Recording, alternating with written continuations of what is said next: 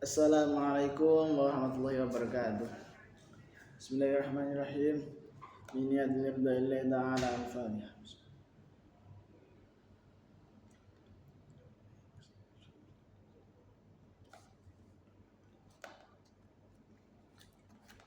Ila hadrat Nabi Mustafa Muhammadin Rasulullah sallallahu alaihi wasallam.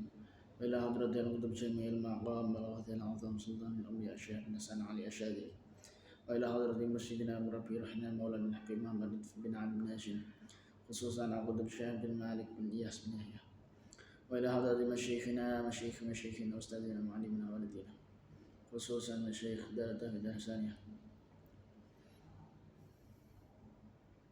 وإلى حضرة صاحب هذا الكتاب جواهر اللمع شيخ مصباح مصطفى أصول وفروع الفاتحة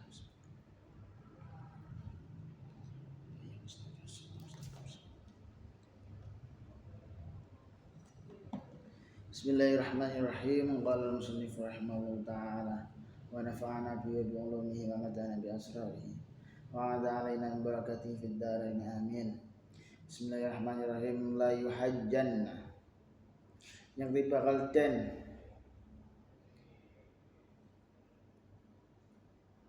hajjeni abadal baitu ikilah baitullah wa yu'tamar marranna yang dibakal den umrai apa bait ba'da khuruj Ya'juj endang sause metune Ya'juj wa Ma'juj lan Ma'juj.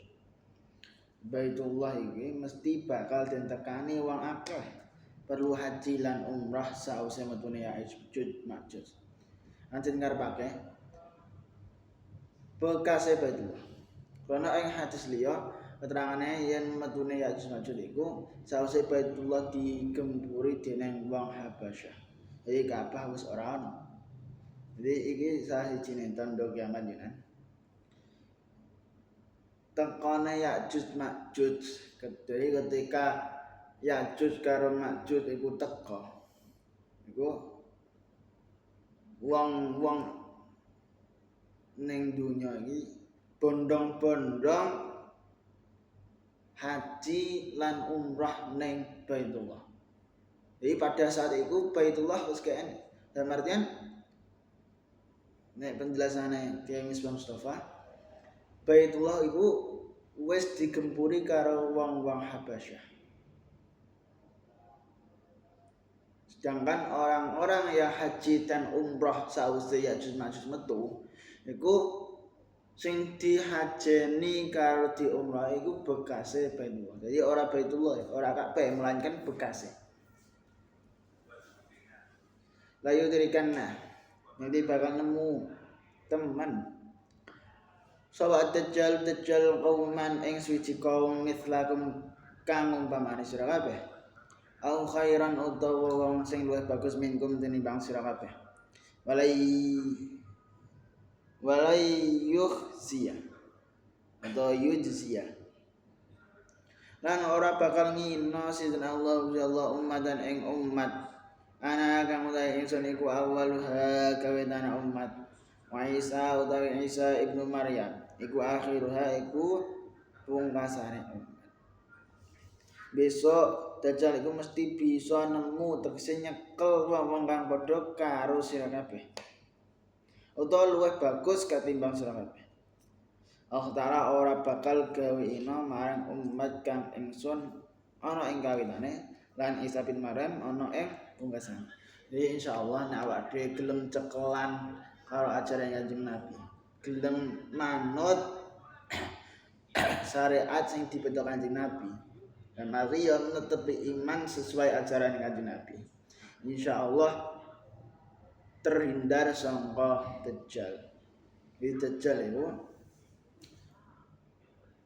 bakal nyekel wong-wong sing sakliyane umat Kanjeng Nabi. Maksudnya ya wong-wong kafir ngono iki. Wong-wong sing ora sesuai karo ajaran Kanjeng Nabi ngono iki. Mulane awak dhewe kudu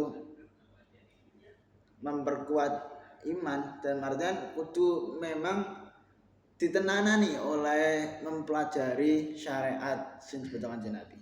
Napa ya mergo iki satu-satune cara ben iso terhindar sangka dajjal. Maksudnya insyaallah insyaallah mesti umat utawa menungso sing gelem anut Kanjeng Nabi iku insyaallah selamat sangka dajjal. Ini betul banget. Terus layak syayenna Nabi bakal nungkepi teman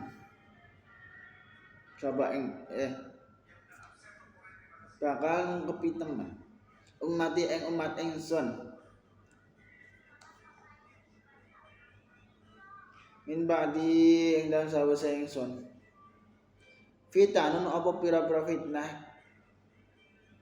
kaqita'il laili kang kaya pira-pira kumpulane bengi al muslime kang peteng yusbihu manjing esuk sapa rajul wong lanang fiya ing dalam fitan mukminan hale wong iman wa yumsi lan manjing sore sapa rajul kafiran hale kafir ya biang adol sapa awamun pira-pira kaum tiyinahum ing agama-agamane akwan biaradin kelawan bondo kang tetep biaradin kelawan bondo minat dunya kang tetep ing sawise kang tetep sangka dunya balilenya sithik sawise ingsun tinggalake umat ingsun iku mesti bakal ngadepi macam-macam fitnah kang kaya kumpalan bengi kang peteng dedet ana ing ngadepi fitnah iki. Wong lanang ana ing wektu esuk isih padha iman. Nanging bareng manjing sore nuli padha dadi kafir. Ing mangsa fitnah iku akeh wong kang dodol agamane dendol oleh bondo dunya kang namung sedih. Ini mungkin iki dhewe yang misbah. Mungkin ana ing zaman saiki iki tahun 1407 pada saat itu akeh wong kang nolak dawuh Allah. Dawuh Allah sing berupa wala tanaza'u sing artine ngene.